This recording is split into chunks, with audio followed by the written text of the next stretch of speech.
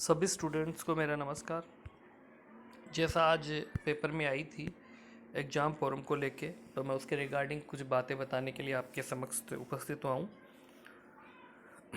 शेखावटी विश्वविद्यालय के जो सेमेस्टर एग्ज़ाम है या परीक्षा फॉर्म है, सेमेस्टर के भी आएंगे और एग्ज़ाम फॉर्म के भी आएंगे, क्योंकि अब एग्ज़ाम फॉर्म भी आ रहे हैं सभी क्लासों के, UG PG first year second year third year MA final MSc final geography सब ए टू जेड उनके सब फार्म आ रहे हैं।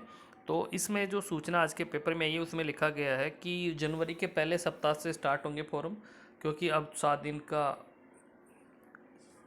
विंटर वेकेशन लग गया है, इसलिए अब जनवरी के पहले सप्ताह से फॉर्म भरवाए जा सकते हैं।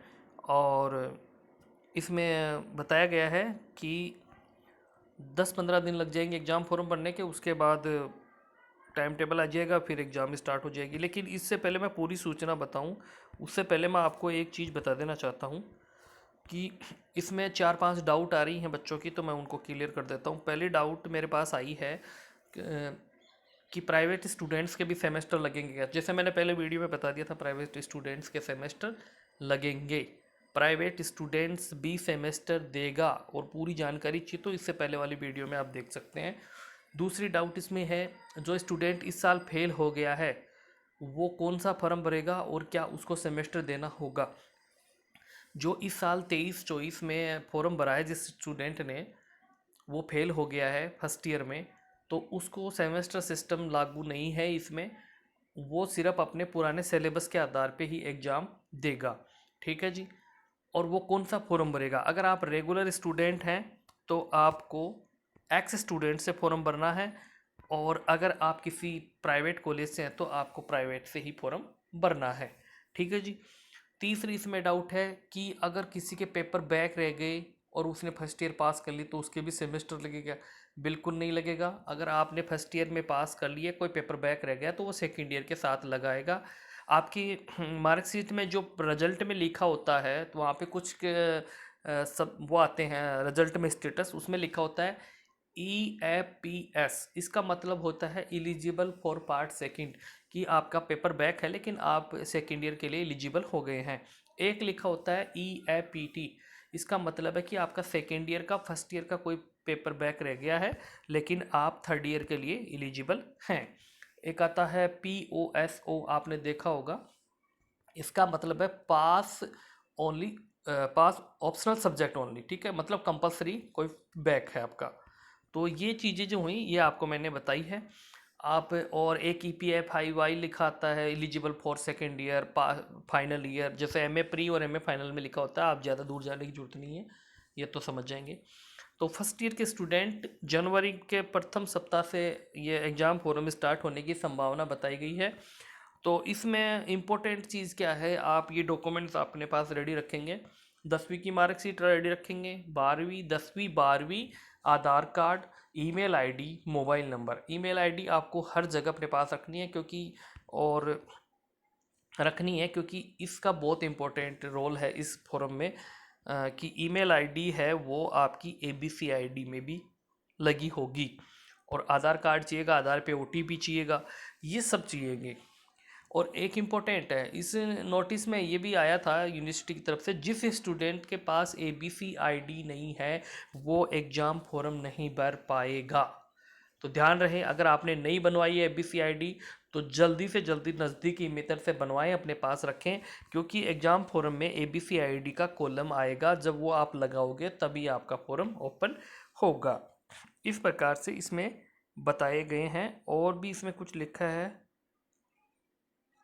और ये भी कहा गया है कि एग्ज़ाम फॉर्म लेट क्यों हो रहे हैं। एग्ज़ाम फॉर्म जो है पहले चुनाव की वजह से लेट हो गए, और अब आज PhD की एग्ज़ाम लग रही है PhD से, तो उनकी वजह से लेट हो गए।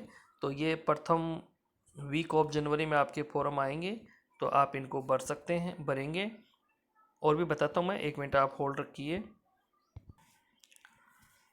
हाँ, मैं इसमें ये बताना चाह रहा था कि आप जिस कॉलेज में पढ़ते हैं वहाँ फर्स्ट ईयर का जैसे आप फॉर्म भरते हैं तो आप अपने सब्जेक्ट पहले श्योर करें, क्योंकि बहुत से स्टूडेंट्स जो होते हैं वो सब्जेक्ट 12वीं क्लास के आधार पे फॉर्म भर देते हैं, वो नहीं होते हैं, कॉलेज में अलग मिल जाते हैं। तो उसके आधार पे फॉर्म भरें। और फॉर्म भरवाने के बाद आपको वही डॉक्यूमेंट्स की फ़ोटोकॉपी लगा के उसी कॉलेज में जमा करवाना है जहाँ आपका एडमिशन है। ध्यान रखें, क्योंकि पिछली बार भी बहुत से स्टूडेंट्स थे जिन्होंने फॉर्म भरवा दिए और बैग में डाल के घर निकल गए, फिर उनके कोई काम हो गया और उनको याद रहा नहीं, फिर उनकी एग्ज़ाम नहीं लगी। क्योंकि जब तक आप एग्ज़ाम फॉर्म भरवा के एक कॉलेज में एग्ज़ाम फॉर्म नहीं जमा कराओगे तब तक आपकी एग्ज़ाम नहीं लगेगी। क्योंकि जैसे आप ऑनलाइन फॉर्म भराते हो तो वो फॉर्म कॉलेज में आता है, फिर कॉलेज में जैसे आप फॉर्म जमा कराते हो तो उस फॉर्म को वेरीफाई किया जाता है, फिर वो फॉर्म आगे यूनिवर्सिटी में चला जाता है। इस प्रकार से आप अपनी एग्ज़ाम फॉर्म भरवा के जमा कराएंगे। बाकी जैसे भी लेटेस्ट कोई अब वो आएगी अपडेट तो मैं आपको सूचना देता रहूँगा।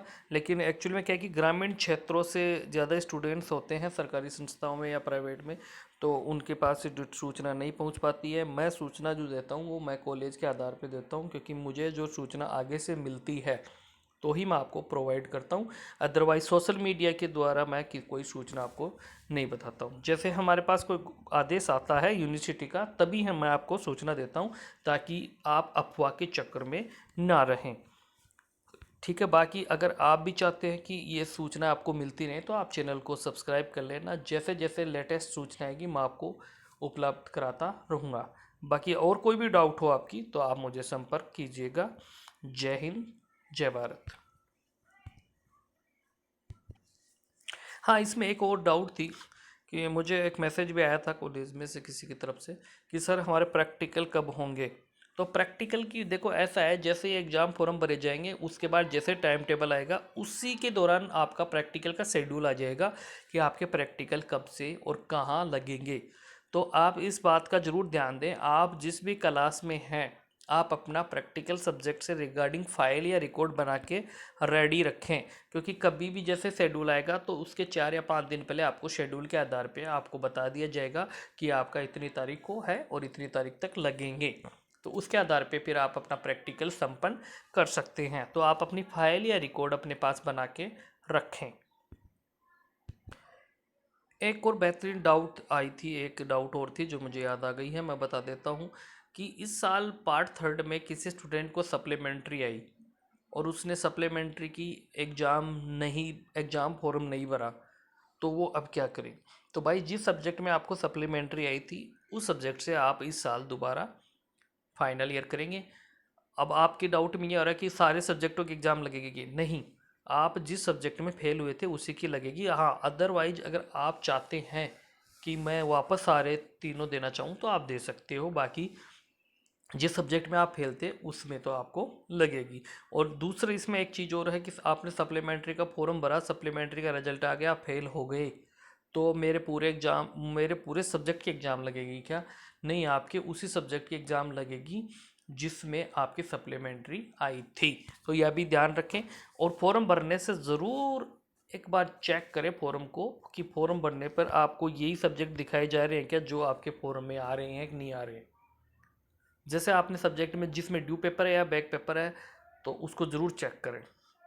क्योंकि आप यकीन नहीं करोगे, जब फॉर्म भर के आ जाता है कॉलेज में, जब कॉलेज चेक करती है तो हमें दुख होता है इस बात का कि इसके बेवजह 1800 रुपये लग गए या 2000 लग गए। क्योंकि एक बार जो चालान कट जाता है वो नॉन रिफंडेबल होता है, सबको पता है।